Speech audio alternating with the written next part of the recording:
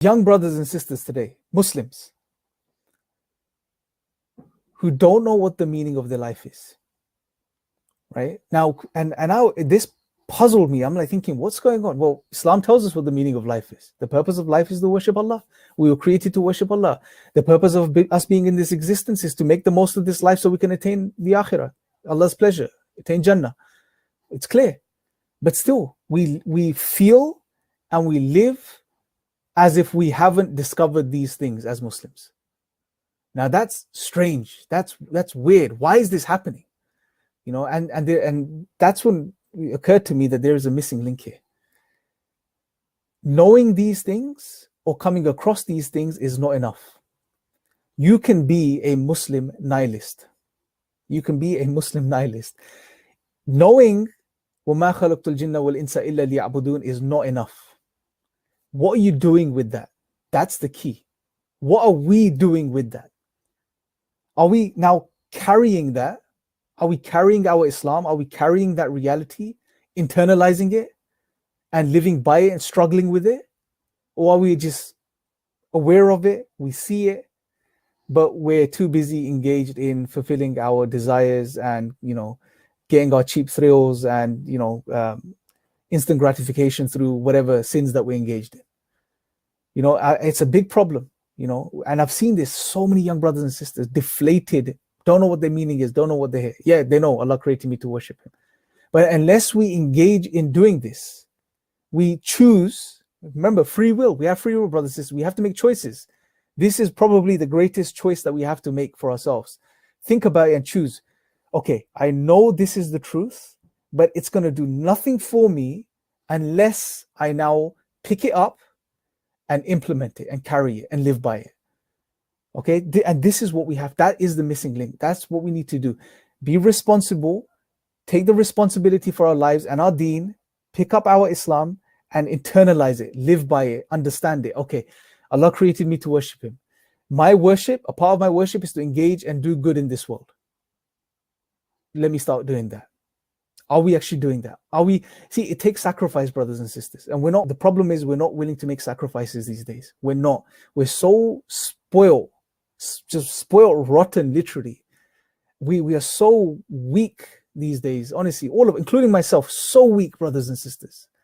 So frail that, you know, we can't make the smallest sacrifice. Understanding that if I was to give up these trivial little pleasures that I engage in and make a little bit of effort in worshipping Allah subhanahu wa ta'ala, in trying to worship Allah, that in the long run this is going to pay off for me in ways I can't even imagine. I literally can't even imagine. But we're so frail, weak and frail, that we can't make those small sacrifices, brothers and sisters. There's something for all of us to think about. How many of us, I mean, think about this. Let me give you an analogy here. Imagine there's a man, he's lost in the wilderness. He's in some jungle, okay? He's in some forest. He doesn't know how to get out of there. It's cold, it's winter, it's freezing. He makes a little hut, little tent, and he gets some little branches and twigs and hay, and he tries to light a fire. He's struggling to light, because fire is survival in this situation. He's trying to light a fire. He's struggling.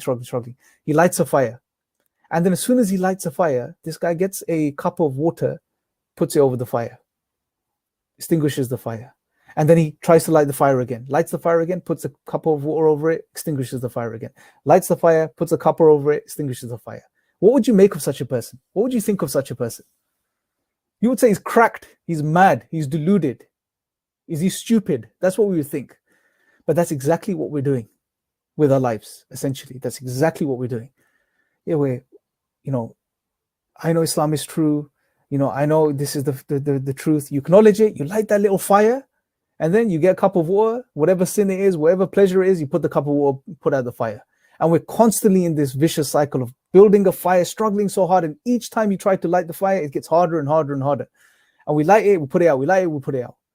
You know, but we're just doing this mindlessly and not thinking about what we're doing. You know, whereas in reality, if we were to just make a little bit more effort and struggle a little bit harder and take that responsibility for ourselves and our lives and fix ourselves from this perspective, that's when we'll really actualize in this the meaning that Allah is telling us. Yeah, knowing it's one thing, but acting upon it in a way where it becomes real for us is another thing. And that's what we have to do for ourselves first and foremost. And then once we've done this, we have to now go and share this with other people as well.